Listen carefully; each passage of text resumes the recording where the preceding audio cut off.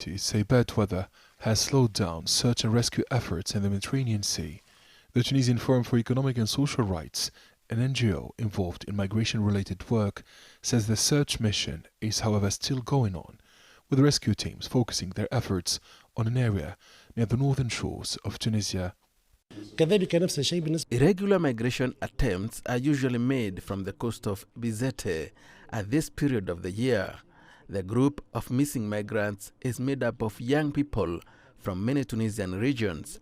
We are still waiting for a miracle rescue. Boats sinking while ferrying migrants have been a common source of tragedy and misery in Tunisia for the families of victims. In 2012, Munira Medfai's son Bassem was among a group of young people who departed from the Tunisian city of Sfax, risking their lives to try and reach Europe. But no one on that trip made it safely to the Italian coast. I call on the president to help us find our sons. They must be brought to justice here in Tunisia and jailed if they committed any crime. Otherwise, we want to bury them at home. We all want to know if our sons are alive or dead. I can't turn the page since 2012 because more youths are being declared missing. I haven't lost faith. I still dream of seeing my son alive. Just recently, the bodies of 13 Sudanese migrants who had departed from Tunisia's coastal city of Sfax were found, but 27 other people who had sailed with them are still missing. Some 2,498 people died or went missing while attempting to cross the central Mediterranean in 2023. According to the UN, the International Organization for Migration, that's a 75% increase from the previous year. The phenomenon of missing migrants is on the rise near the coast of Tunisia.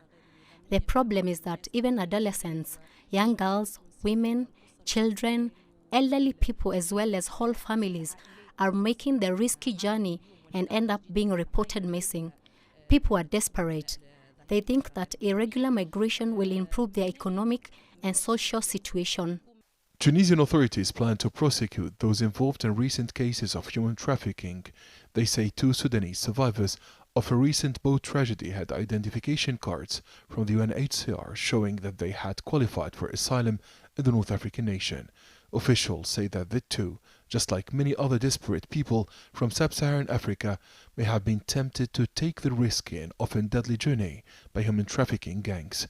The Tunisian government has in recent years stepped up its operations against illegal migration, but the latest incidents show that more still needs to be done to stop the Mediterranean boat crossings. The families of the 17 missing Tunisians continue their demonstrations in the city of Bizerte, calling on the authorities to find their loved ones. In 2023 alone, the National Guards intercepted more than 70,000 irregular migrants, more than double the figure for the same period in 2022. Adnan Shawishi, CGTN, Tunis.